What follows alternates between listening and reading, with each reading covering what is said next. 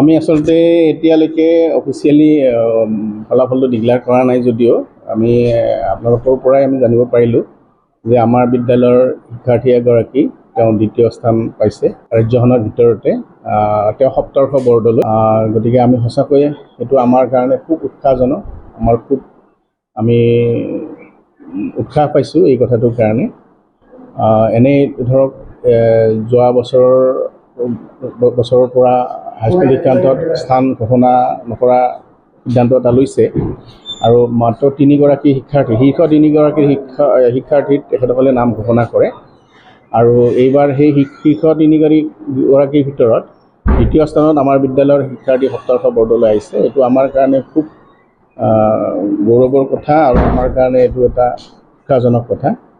আমি খুব উৎসাহিত হৈছোঁ আৰু আমি সাহস পাইছোঁ আৰু ভৱিষ্যতলৈ ভালকৈ কাম কৰাৰ কাৰণে। এনেই আমাৰ আগৰ হিচাপত আমি আজিও আলোচনা কৰিছিলোঁ আমাৰ শৈক্ষিক বিষয়া গোস্বামী ছাৰৰ লগত যে আমাৰ এনেই 4-5জন মানে স্থান পাব লগা সেই একে লেভেলৰ একে ৰেংকৰ ল'ৰা ছোৱালী আছিল সপ্তৰ্ষহঁতৰ একে লেভেলৰ আগৰ ৰিজাল্টবিলাকৰ পৰা কৈছোঁ। গতিকে তেনেকুৱা ৰিজাল্ট আছিল আৰু যদি স্থান থাকিলেহেঁতেন তেতিয়া হয়তো 4-5জনে স্থান পালেহেঁতেন একে লেভেলৰ। 38 অৱতীৰ্ণ হৈছিল 138 শিক্ষাৰ্থীয়ে আমাৰ পৰীক্ষা দিছিল আৰু এতিয়ালৈকে আমাৰ বাকী ডিটেইলছ ৰিজাল্ট আমি পোৱাই নাই, অলপ পিছতে আমি জনাব পাৰিম।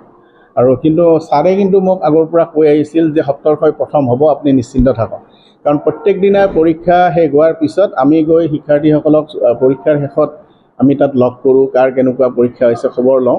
আৰু সপ্তৰ্ষই তাৰমানে প্ৰতিদিনাই কৈ আছিল, প্ৰতিটো পৰীক্ষাৰ শেষতে কয় মই 100 নম্বৰ পূৰা ছেটিছফাই হৈ পেলাই কৰিছোঁ, মানে মই 100 নম্বৰ পূৰা কৰি আহিছোঁ আৰু মই পূৰা ছেটিছফাইড। গতিকে তাৰ প্ৰত্যেক দিনাৰ 6খন পেপাৰৰ 6 দিনৰ কথাখিনিয়ে ছাৰে কিন্তু কৈছিল যে সপ্তৰ্ষই প্ৰথম হ'ব, আপুনি নিশ্চিন্ত থাকক। মই তথাপি আৰু প্ৰথম হোৱা কথাটো ধৰক আৰু বহুত চোকা ল'ৰা থাকে, বিভিন্ন কথা থাকে, মই সিটো ভাল হ'বই ৰিজাল্ট, তাৰ কোনো কথাই নাই, কিন্তু মই ডাঠি কোৱা নাছিলোঁ যে প্ৰথম হ'ব বা হেৰি হ'ব। কিন্তু ছাৰে মোক কৈ আছে যে সপ্তৰ্ষ প্ৰথম হ'ব। কালিও আলোচনা হৈছে, কালিও কৈছে ছাৰৰ কথাটো এক প্ৰকাৰ ৰ'লেই, প্ৰথম বা দ্বিতীয় বিশেষ ডিফাৰেঞ্চ নাথাকে, গতিকে খুব ভাল লাগিছে। যিকোনো খবৰৰ বাবে যোগাযোগ কৰক 7099017330 লগতে 7099017110 নম্বৰত।